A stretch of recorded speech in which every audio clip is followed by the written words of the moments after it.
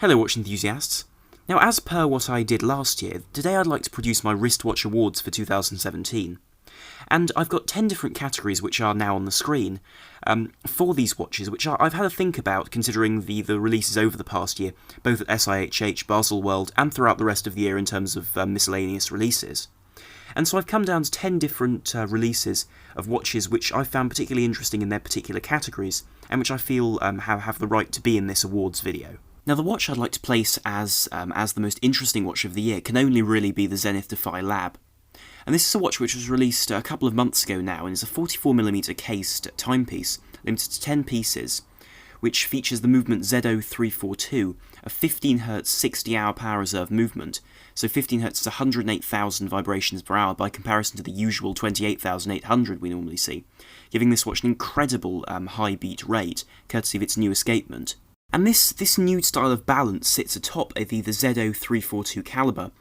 and is effectively a single blade of silicon, which is able to oscillate backwards and forwards about 6 degrees, rather than the traditional 300 of a normal balance wheel.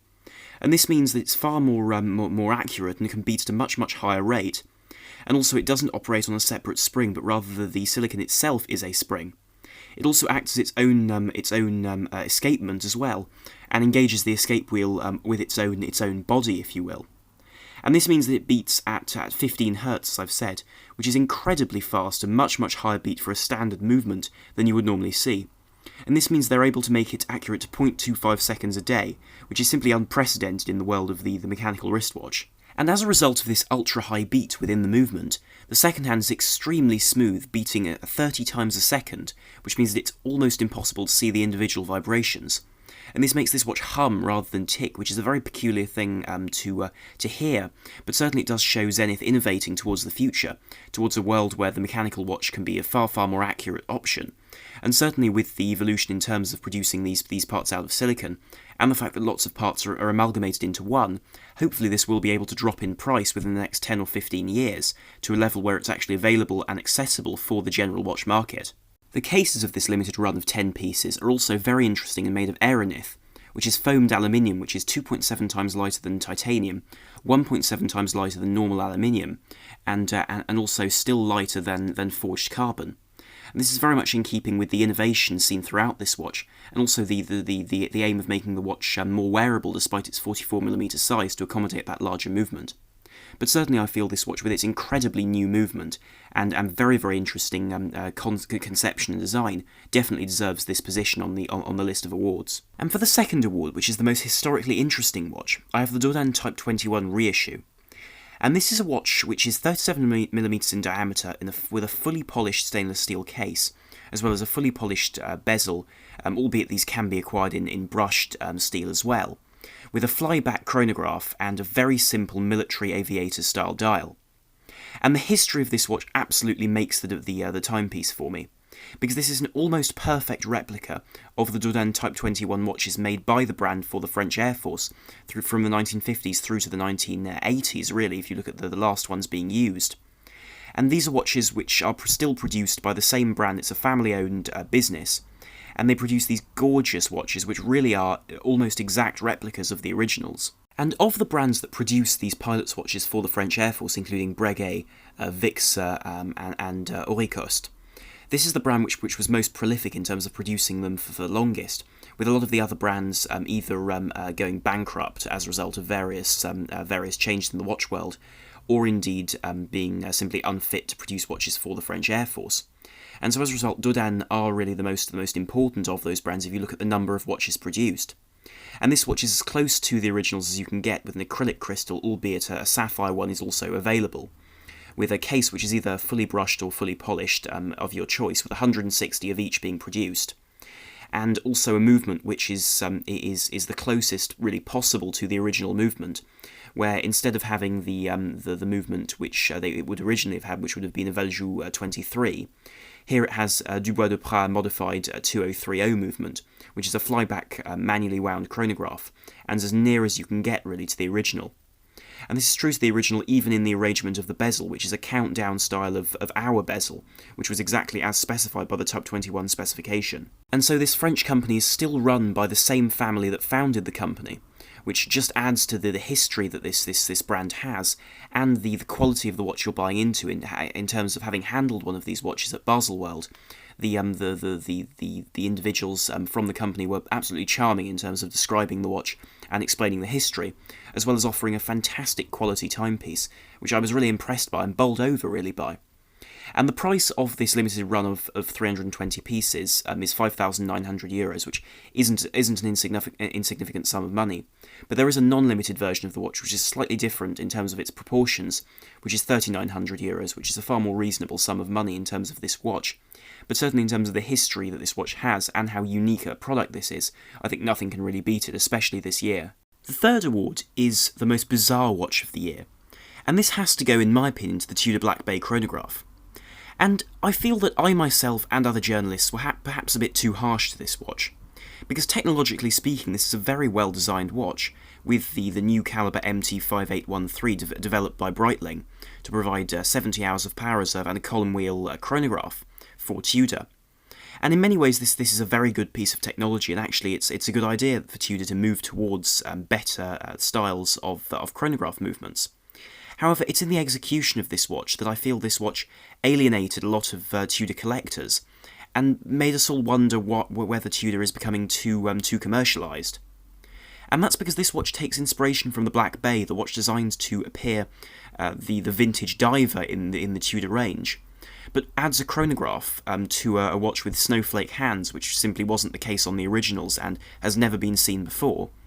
And then, whilst declaring this watch as a dive watch, removes the use of a dive bezel and replaces it with a racing style of tachymeter bezel, making this watch extremely confused in its application. And Tudor declare this watch as a dive watch, but remove the luminescent material from 3, 6 and 9. And also they don't include a dive bezel, which, whereas a lot of people would say, well, that you don't need one for the simple reason that you have a chronograph instead, I disagree, because unlike a Seamaster 300 chronograph, or a Planet Ocean chronograph, or for example a Blancpain 50 Fathoms chronograph, this watch doesn't have pushers which can be operated underwater, because the watch itself is water resistant to 200 metres, but if you press the pushers in you flood the case. So as a result it really does negate the object of the exercise of making a dive watch with that bezel, which I think is a real shame, because I can see a lot of potential in this watch if the luminescence of the dial was prioritised and this watch was given a dive bezel, because in many ways that would be closer to, for example, the Longines heritage line of dive watches and dive chronographs which we've seen, which are far more suited to the aquatic environment. Similarly, the design of this product appears a little bit ham-fisted in its execution. For example, the design of the pushers and the crown don't match, which makes it appear as though the crown is simply something that was taken on from the normal Black Bay, without considering the fact that the pushers wouldn't be designed in the same way, which I think is a shame, and I think detracts from what could have been a really fantastic watch, but unfortunately at the present time simply isn't really credible as either a dive watch or a racing watch, or indeed as being inspired by Tudor's past whatsoever, which is a bit of a shame, and I think does make this watch the most peculiar and bizarre release of the year. Now, for the category of the most surprising release of the year, really the only watch that springs to mind in my eyes is the Rolex 126600, or the new Sea-Dweller. And this replaces the 116600 as the middle-of-the-range dive watch in the Rolex line, which is still smaller and more manageable than the Deep Sea, but larger than the Submariner. And until now, this has been a 40mm watch, without extending to the larger sizes, such as the 44mm of the Deep Sea. But now Rolex have decided to up the size to 43mm, and haven't actually increased the size of the dial. The dial and the crystal remain very similar to the previous generation, but the bezel becomes much thicker, as well as the case becoming larger and the lug width becoming 22mm instead of the 20mm seen on the previous model. And this means that this watch actually looks very well-rounded in its larger 43mm size, but it is just a shame to see this watch move away from a far more versatile and far more universally wearable size. And the 116600 always held the position as a very interesting piece, which a lot of enthusiasts liked, because it provided a watch which sat between the Submariner and the Deep Sea, with a size that was as wearable as the Submariner, but with specifications that were as complete as the Deep Sea, being water resistant to 1220 metres, having that helium escape valve, and also having the graduations around the bezel. This watch also allowed you to have the date without a Cyclops window, as well as having the narrower lugs of the older generation Submariners rather than the enlarged sizes of the modern ones. And so it comes as no surprise that people were rather puzzled when this 43mm model came out. Some people loved it, some people hated it. I originally was on the camp of really disliking it, because I thought it was an affront, really, to the history of this watch. However, the more I've come to learn about it, especially bearing in mind its caliber 3235 movement, with its 70-hour power reserve Chrono energy escapement for better efficiency, and its shock and magnetism resistance, as well as its high accuracy of +2 and -2 seconds a day, makes this watch an interesting piece, certainly for a collector. And I think it would have been an impossibility for Rolex to make this watch with the 40mm size, because bear in mind they're taking the single red Sea-Dweller text on the dial from that original Sea-Dweller from 1967. They couldn't really produce this watch in the same size because Rolex has a strict policy, really, of never making re-editions of older watches. Now, for the category of the best vintage-inspired watch of the year, there were several options which sprung to mind. The first of which was the new Seiko SLA 017, which is the replica of the 62 Mass, the Seiko's first dive watch. But this, priced at just under £4,000, is frankly far too expensive, bearing in mind the price of, for example, a Marine Master 300. And also being limited edition in those numbers of 2,000, this only elevates the price even further and makes it not terribly cost effective. The other option was the new Breitling Super Ocean, which is, in my eyes, a very clever watch, and priced at £3,700, it certainly does compete very well with other watches around that price range, and especially with the new Tudor movement as well. However, I do find in terms of case finishing and the detailing, it's ill-considered and doesn't quite work in terms of offering you the functionality of something like a Tudor Pelagos, which is incidentally a watch which costs significantly less. And so as a result, the watch which I think is really the best vintage-inspired watch of the year has to be the Blancpain 50 Fathoms Tribute to 50 Fathoms MIL-SPEC. And this is one of my absolute favourite dive watches from Baselworld this year, and I think is a gorgeous piece, which sadly at $14,100 is far out of the price range that I expect I'll ever be able to reach with a watch. But nonetheless, this is a phenomenal piece to look at. And it's a 40mm version of the 50 Fathoms, bearing in mind that the normal 50 Fathoms is a 45mm watch. And it's fully polished, but in the most beautiful of qualities of polishing, with Blancpain engraved on the side of the case as well. Additionally, the finishing of the bezel is phenomenal as well, with this domed sapphire insert, which is an innovation from 2003, so quite an old aspect of this watch and hasn't been replaced by ceramic, and I'm extremely glad they haven't, because it means they've been able to inset the luminescence into it and sink it underneath that sapphire layer, which makes it appear almost like plexiglass, but nonetheless with the scratch resistance of sapphire. Additionally, this can be fully luminescent because you can place the lume underneath the glass. Talking about glass, this watch also has a beautiful domed sapphire crystal under which is the most phenomenal of dials, which is a sunburst black dial, which is quite rare to see actually, which becomes an inky black in direct vision, but from the side with a bit of sunlight you see these rays of sunburst effect, which just spread out across the dial and highlight those painted indices and those wonderful hands. As well as that, we see the date concealed at 4:30, as well as the small indices around the edge of the dial making up the second track, which sink away from the centre of the dial as a result of the dome of the crystal when you look at it from the front. But then the curious part of this watch is that large roundel at 6 o'clock, and that comes from the fact that this watch was originally designed by Blancpain for Captain Robert Maloubier in 1953 to be used as a military diving watch at the start of the era of the aqualung, or indeed diving as a scuba diving force. And originally no other brands would help and cooperate with regards to producing one of these watches, and so Blancpain was the first brand to produce a dive watch as we know it today, with the rotating bezel. And this watch pays homage to those versions, which, due to the fact that these had to be instruments that a diver would have to use to figure out how long they had in the water and how long they had to stop to do decompressions, this had to be completely capable of resisting water ingress. And so this new model is 300 meters water resistant. But the original model, in order to define whether it was letting in any water, had this roundel of which the white part would turn that orange when given contact with humidity. And so you would use the bottom orange section to judge how much humidity was in the watch, to be able to be sure if it was an accurate instrument. Equally, the movement is a phenomenal part of this watch, with a 4-day power reserve. This is the caliber 1151, with a platinum-coated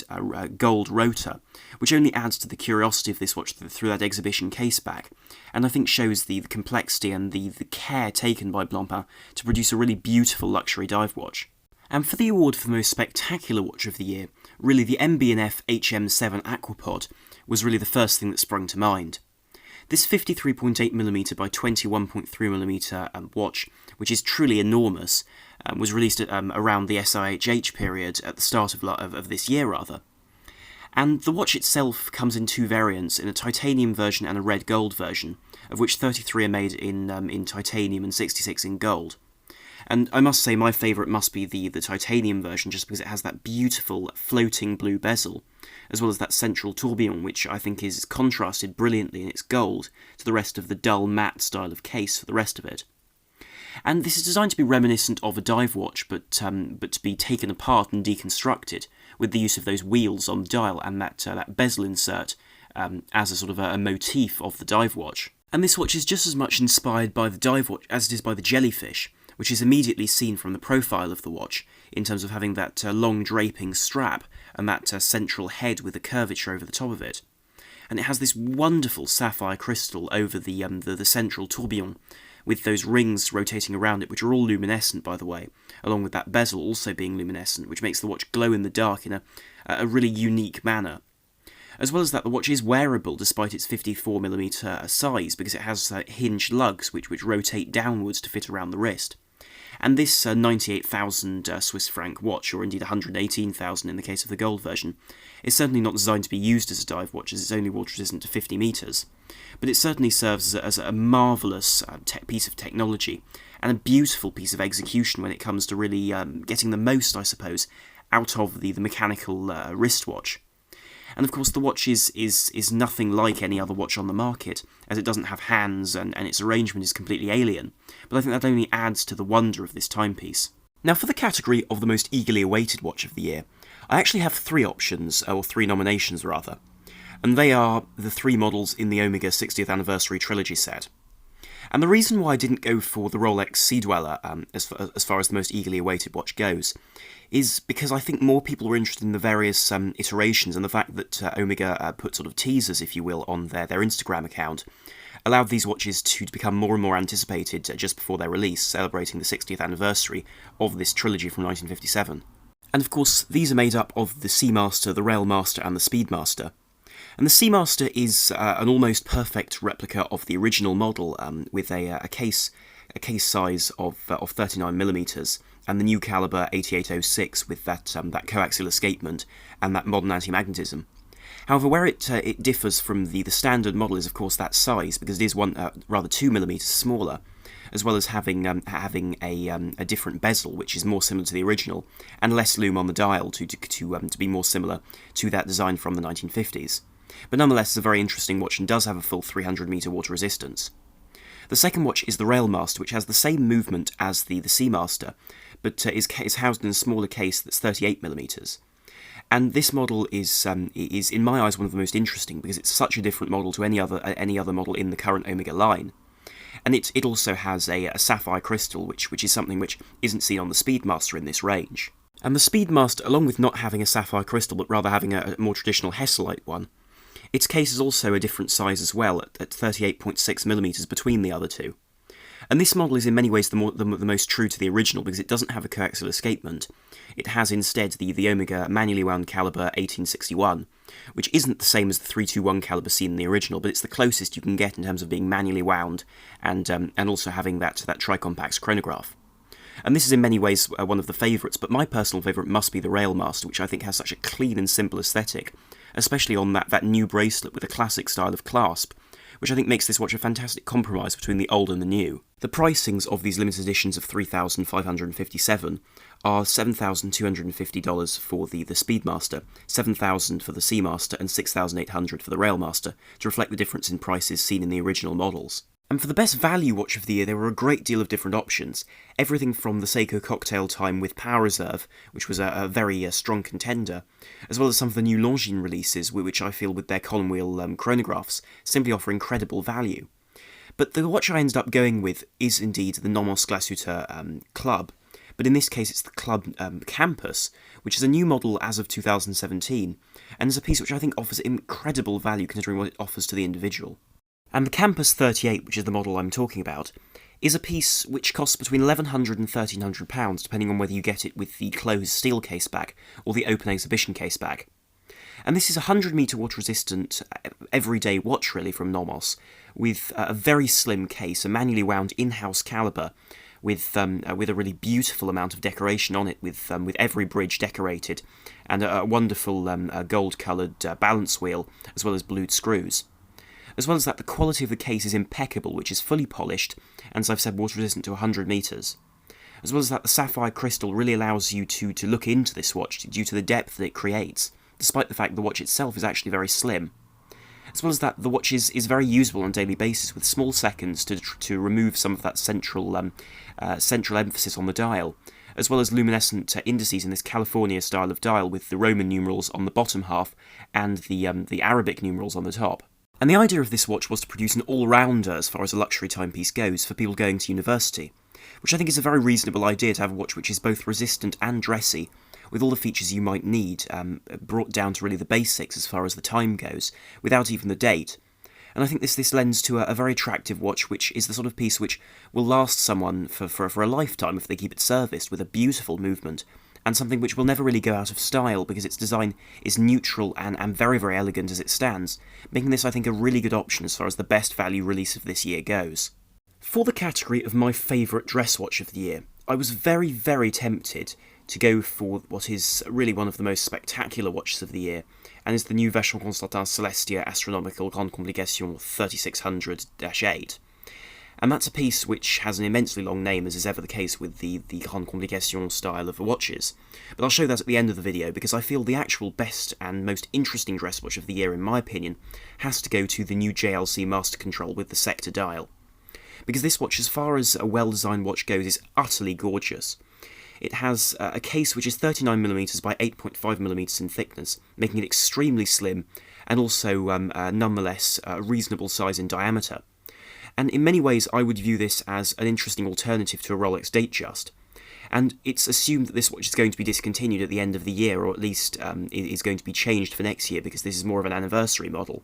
But it really is a glorious piece, with a case with both brushed and polished finishes, with those fantastic bevels along its edges, and that blue alligator strap to match the blued hands and blued indices, as well as the blue on the date window. However, it's the dial that's really won people over, with those fantastic open syringe hands, which are blued steel,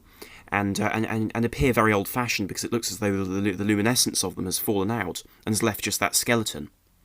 Along with that, the dial also features these sectors and these indices at 12, 6 and 9, as well as these beautiful markings across the dial with brushed and also matted surfaces on this silver dial. And this gives this watch both a very classic 1930s sort of look to it, but nonetheless appears contemporary because it appears crisp and clean, and of course it's a beautifully made watch in terms of the build quality,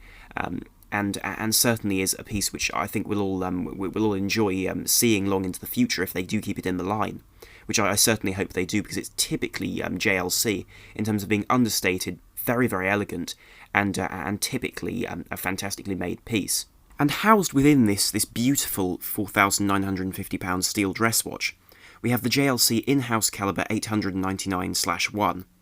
And this is a calibre which is beautifully decorated and is an in-house movement made by the brand for their Master Control range.